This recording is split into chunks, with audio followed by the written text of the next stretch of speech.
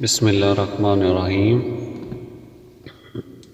مولانا جلال الدین رومی رحمۃ اللہ بڑے پائے کے عالم تھے اور ان کے شاگردوں کا حلقہ بے حد وسیع تھا۔ جب وہ درس کا سلسلہ شروع کرتے تو ان کے ارد گرد کتابوں کے ڈھیر لگے ہوتے جن میں محفوظ اسرار و رموز کی تشریح وہ ایسے دلکش انداز اور خوبصورتی سے کرتے کہ سامعین دم بخود ہو کر اس سے مستفید ہوتے۔ ایک دن شاہ تبریز اپنے مرشد حضرت شیخ کمال الدین کے فرمان کے مطابق مولانا کے مکتب کا پتہ پوچھتے آپ کے درس کی محفل میں آئے تو دیکھا کہ مولانا سب معمولہ پانی کے ایک بڑے تالاب کے کنارے درس تدریس میں مصروف ہیں۔ ان کے گرد بلند پائے عالمی کتابوں کا ڈھیر لگا تھا۔ شمس نے بے نیازی سے پوچھا، یہ کیا ہے؟ مولانا رومی نے شاید اپنے وقت بچانے کے لیے ایک جملہ بول دیا، اے علم است کے تو نمی دانی، یہ وہ علم ہے جسے تم نہیں جانتے۔ آپ نے اظہار راہ مذاق انجان بن کر کہا، آپ کیا درس دے رہے ہیں اور یہ قیل قیس وائم اور استدلال کیا ہے؟ مولانا فرمانے لگے، قال و مز فہم تو بلا ترست، یعنی میری گفتگو آپ کی سمجھ میں آنے کی نہیں، گویا یہ عقل مندوں کی بڑی بڑی باتیں ہیں، ان پر ہنسنے کے بجائے آپ یہاں سے چلے جائیں، کیوں نہ کہ یہاں آپ جیسے کم عالموں کا کوئی کام نہیں کہتے میں ہیں۔ اس پر شاہ تبریز رحمۃ اللہ نے بے دہانی میں چند کتابیں اٹھا کر پانی کے حوض میں پھینکنی شروع کر دی۔ مولانا بڑے ناراض ہوئے اور سخت غصے میں شاہ تبریز سے کہا، اے بے خبر، تمہیں کیا معلوم ان کتابوں میں علم و معرفت کیا کتنے خزانے مشیدہ تھے جنہوں نے تو نے ضائع کر دیا۔ شاہ تبریز تھوڑی دیر مولانا کی جلی کٹی سنتے رہے مگر پھر ایسا ان کتابوں کو پانی کے حوض سے نکالنا شروع کر دی۔ جب مولانا جلال الدین رومی نے دیکھا کہ کتابوں پر پانی کا ذرہ برابر بھی اثر نہیں اور وہ ایسے کی واسی خشک اور اپنی اصلی حالت میں ہے تو حیرت اور ندامت کے ملے جلے جذبات سے پوچھا کہ اے درویش، یہ کیا ہے؟ شاہ شمس تبریز نے کہا، حال ماز فہم تو بلا ترست، یعنی وہ تمہارا کال یعنی گفتگو تھی جو بقول تمہارے میری عقل سے بالا تھی، اور یہ میرا حال یعنی روحانی قوت ہے جو تمہاری سمجھ سے ماور ہے۔ بیزار اس وقت مولانا روم کال کے تو بڑے ماہر تھے مگر حال کے عشق کی سخاوت زمانی اور روحانی عشق کے مغروب کے نغموں کی سرشاری سے بے خبر تھے۔ شاہ تبریز کہہ کر چل دیے مگر مولانا روم اپنی علمی شان بھول کر پیچھے بھاگے اور اپنی غلطی کی معافی مانگی اور مرید بننے کی خواہش ظاہر کی۔ شاہ تبریز انہیں گلے سے لگایا اور کہا، میں تو خود ایک عرصے سے تیری تلاش میں ہوں۔ رومی اس درویش سے اتنا متاثر ہوئے کہ اسے اپنے گھر لے آئے اور شب و روز اس کی قربت اور صحبت میں گزارنے لگے۔ کہا جاتا ہے کہ شاہ تبریز نے مولانا روم کو کونیا میں 40 دن خلوت میں تعلیم دی۔ وہ دونوں ایک دوسرے کے ساتھ علمی روحانی مکالمے میں اتنے مشغول رہتے کہ انہیں نہ کھانے کی فکر ہوتی نہ سونے کی۔ رومی نے جب اپنے خاندان اور اپنے شاگردوں کو نظر انداز کرنا شروع کیا تو وہ شمس سے پہلے رشک پھر حسد کرنے لگے۔ شمس کو جب اس حسد کا اندازہ ہوا تو وہ ایک دن پراسرار طریقے سے غائب ہو گئے۔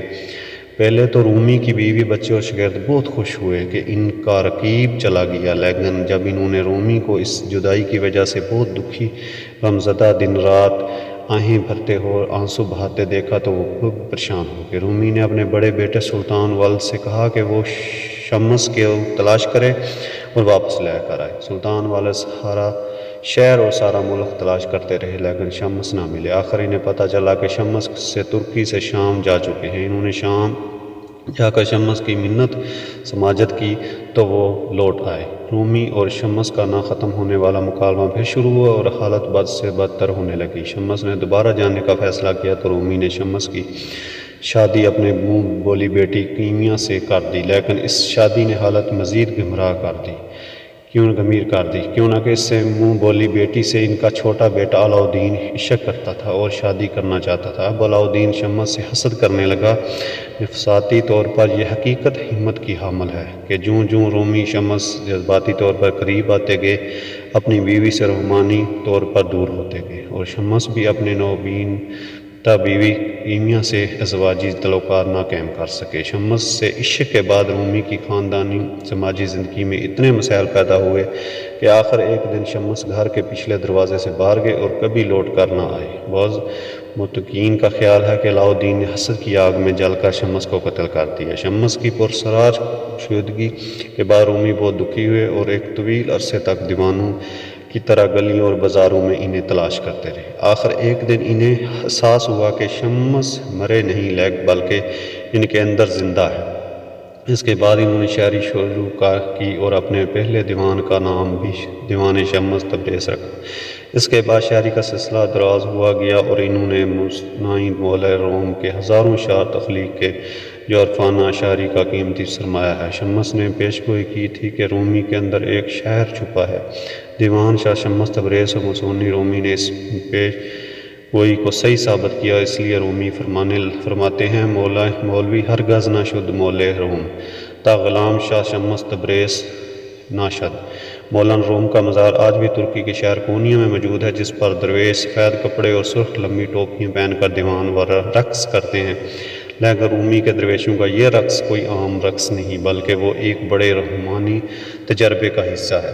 لگتا ہے یہی کہ یہ وہ درویش جدوں کے عالم میں گول گول گھومتے رہتے ہیں، لیکن ترک صوفی روایت کے مطابق یہ رقص نہیں بلکہ سماع ہے۔ اسے کرنے والے سماع زن کہلاتے ہیں۔ جو سفید چگا وہ پہنتے ہیں اسے تنورہ کہتے ہیں اور یہ ایک طرح سے کفن کی علامت ہے۔ اس کے اوپر ایک سیاہ چگا پہنا جاتا ہے جو خرقہ کہلاتا ہے، اسے سماع سے پہلے اتار دیتے ہیں۔ یہ ایک طرح درویش کی قبر کی علامت ہے۔ رومی کے درویشوں کے سر پر مخصوص قسم کی لمبی سی ٹوپی ہوتی ہے، اسے سکے کہتے ہیں، یہ قبر کے کتبے کی علامت ہے۔ ترک سماع موت کا اظہار نہیں بلکہ یہ زندگی کی علامت ہے۔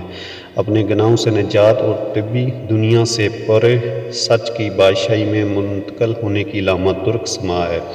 مختلف علامتوں کے ذریعے انسان کو 4 مختلف دروازوں پر مرحلہ سے گزرنے کی عکس کی جاتی ہے۔ 4 مختلف موسیقی حرکتیں جن کے دوران 4 مختلف اسلام پیش کیے جاتے ہیں۔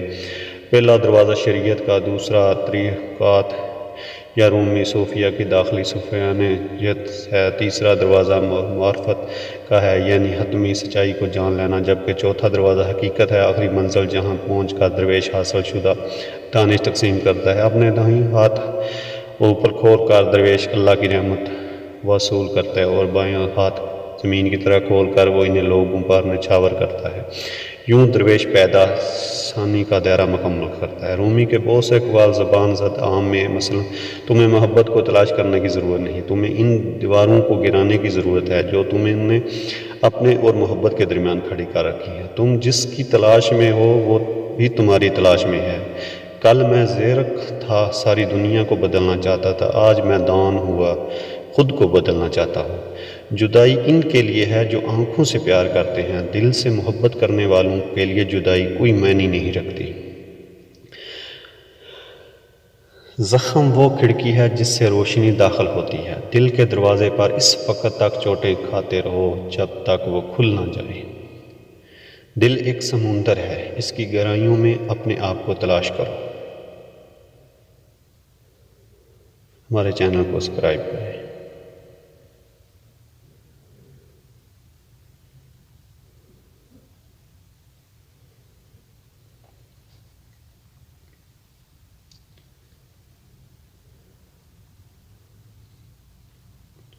ہمارے چینل کو لائک کریں اور کمنٹ کریں۔